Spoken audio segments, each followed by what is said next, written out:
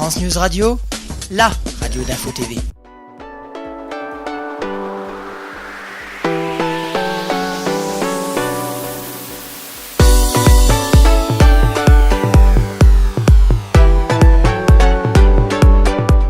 Bonjour à toutes et à tous, ravi de vous retrouver pour Media News, votre émission TV, cinéma et médias.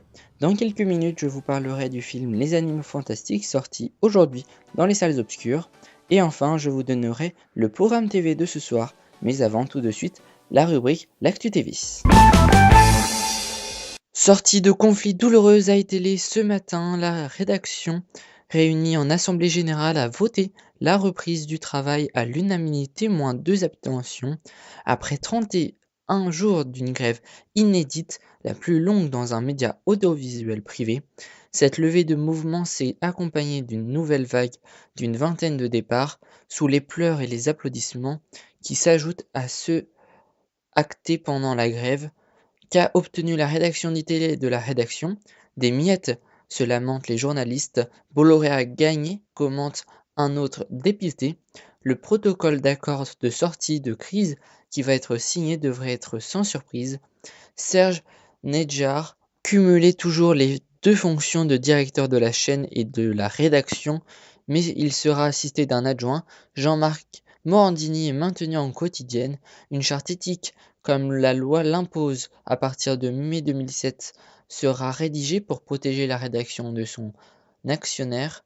Lundi après-midi, la direction qui a rencontré les ministres Audrey Azoulay et Myriam El Khomri avait pourtant annoncé des avancées sur tous les points sociaux et éditoriaux.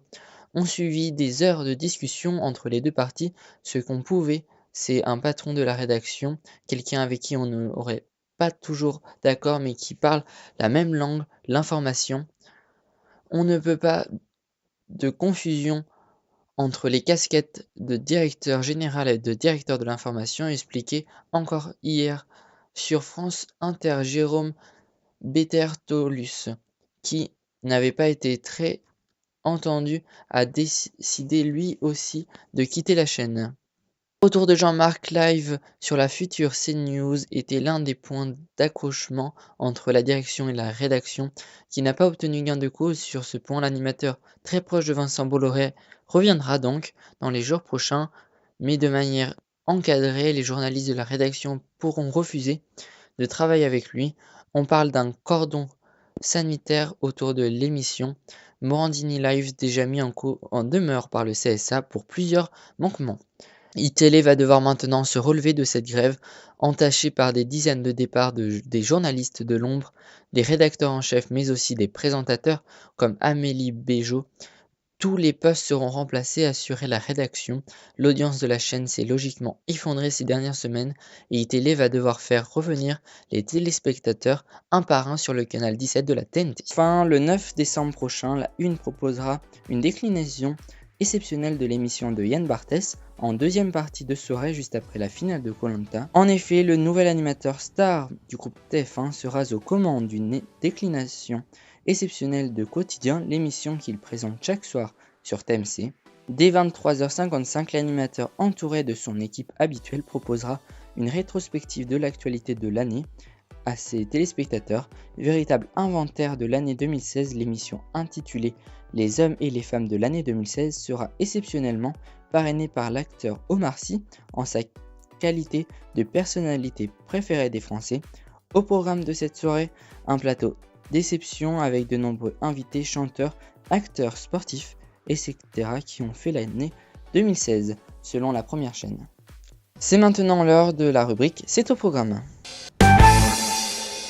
Ce soir, TF1 diffusera un nouvel épisode inédit d'Esprit criminel. France 3 proposera un nouveau numéro de Racine et des ailes sur le Jura. Sur France 5, ce sera diffusé un documentaire scientifique intitulé Un grand pas pour l'évolution. Au programme L'intelligence et les liens maternels. M6 proposera l'émission culinaire Le meilleur pâtissier. Sur Arte, ce sera le film drame Truman Capote. Sur C8, c'est Cyril Hanouna qui mettra l'ambiance avec un TMP spécial chanté comme jamais en direct. Enfin, notre coup de cœur ce soir, c'est le téléfilm Envers et contre tous sur France 2. Cette fiction dramatique raconte l'histoire d'une femme dont le film se retrouve soudainement entre la vie et la mort. qui lutte contre le monde médical pour faire reconnaître la dangerosité d'une médicamentation mal proscrite, banalisée et ayant des effets secondaires dangereux. À la suite de ce téléfilm poignant, Julien Bugier animera un débat sur les scandales liés aux médicaments. Il recevra des victimes d'effets indésirables des médicaments, des représentants des industries pharmaceutiques et des médecins. Une soirée spéciale controverse des médicaments à ne pas louper. Avant de finir l'émission, je vais présenter le film Les Animaux Fantastiques sorti aujourd'hui en France. 1926, Norbert Dragono rentre à peine d'un périple à travers le monde où il a répertorié un bestiaire extraordinaire de créatures fantastiques. Il pense faire une courte halte à New York, mais une série d'événements et de rencontres inattendues risque de prolonger son séjour. C'est désormais le monde de la magie qui est menacé. Selon nos confrères du magazine spécialisé américain The Hollywood Reporter, nous sommes invités à pénétrer dans ce monde aussi efficacement que dans les meilleurs épisodes d'Harry Potter. La plupart des composants de ce film seront appréciés principalement par ceux qui ont soif d'explorer davantage l'univers de Rowling. Que l'alchimie soit ou pas aussi puissant que pour Harry, Hermione et Ron, Rowling a clairement un stock inépuisable de mythes à partager avec ceux qui ont adhéré à son monde. Avant de terminer cette édition de Media News, je voudrais, au nom de toute la rédaction d'Info TV, m'excuser pour l'interruption prématurée de l'émission de mercredi dernier, qui a été provoquée par un incident technique, mais vous pouvez retrouver le replay de l'émission de la semaine dernière ainsi que celle d'aujourd'hui en intégralité sur la chaîne YouTube d'Info TV. Je vous donne rendez-vous donc mercredi prochain à 18h30. Bonne soirée à tous sur Info TV.